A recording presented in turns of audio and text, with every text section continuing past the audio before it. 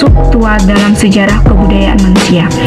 Benda ini mulai dirasakan kebutuhannya sejak orang mulai mengenal kehidupan bercocok tanam sekitar 10.000 tahun yang lalu. Menurut Gardner tahun 1987 dan Whithold tahun 1982. Pada masa itu, manusia mulai merasakan akan kebutuhan wadah yang dapat digunakan untuk menyimpan serta memasak makanan. Benda terakota yang terbentuk dalam wadah di Indonesia yang dikenal dengan sebutan wadah atau poteri. Gerabah relatif tahan air dan tahan api sehingga dapat dipakai untuk wadah penyimpanan storage vessels dan sebagai wadah untuk memasak yang disebut dengan cooking vessels. Selain itu, gerabah memiliki arti penting di dalam kehidupan masyarakat, baik dalam kehidupan sosial, ekonomi, maupun kehidupan religius. Dalam kehidupan sosial masyarakat, gerabah digunakan sebagai perlengkapan untuk menyimpan air atau makanan, serta memasak atau mengawetkan bahan makanan itu. Di dalam kehidupan religius suatu masyarakat, gerabah dianggap memiliki nilai religi yang sangat tinggi dari masyarakat tertentu.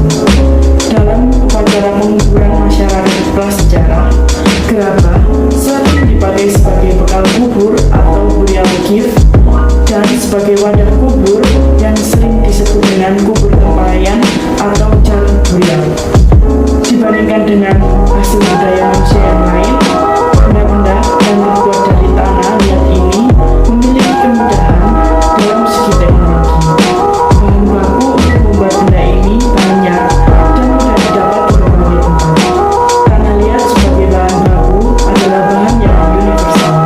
Bahan ini mudah dibentuk dan bila dibakar akan menjadi benda yang permanen. Prinsip dasar pembuatannya adalah tanah liat dibentuk menjadi bentuk benda yang diinginkan, lalu dikeringkan dan dibakar untuk menjadikan benda tersebut permanen dan seterusnya. Di Indonesia, benda-benda tanah liat ini sudah dikenal sejak masa prasejarah, yaitu sejak masa bercocok tanam atau Neolitik dan masa perundagian atau Paleometalitik. Bukti-buktinya antara lain untuk gerabah Neolitik ditemukan di Kenel Lemu, Jawa Timur, di Kelapa II DKI Jakarta, di Serpong, Jawa Barat, dan lain sebagainya.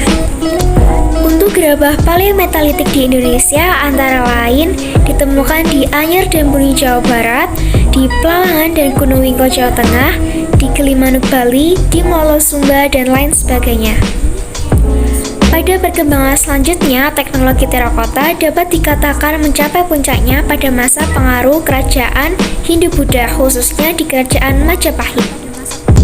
Pada masa pengaruh kebudayaan Islam, dapat dikatakan bahwa teknologi terakota telah dikuasai dengan baik oleh masyarakatnya.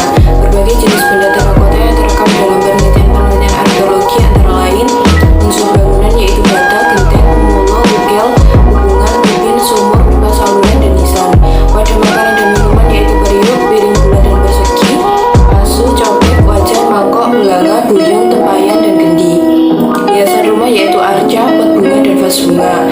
Perhiasan tubuh berupa kalung, manik-manik, peralatan untuk penerangan yaitu lampu dan tempatnya, peralatan untuk menangkap ikan berupa bandul jala, peralatan untuk membuat benda-benda logam yaitu cetakan, wadah pelebur, dan sekop, peralatan untuk membuat tembikar yaitu pelandas, landasan pelarik, dan tatap, peralatan untuk membakar yaitu tungku dan anglo, peralatan untuk menyimpan uang atau menabung disebut celengan, dan peralatan untuk permainan anak-anak yaitu gajung dan congklak.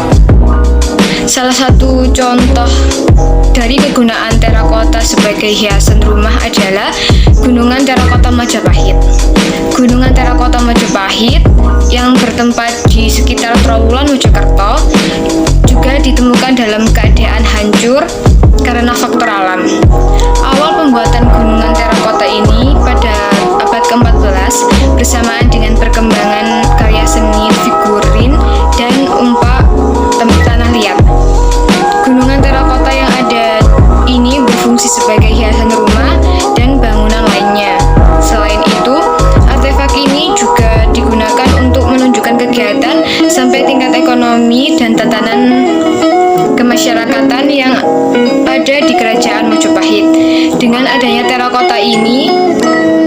eksplorasi selanjutnya dapat mempelajari keadaan tatanan ekonomi dan masyarakat yang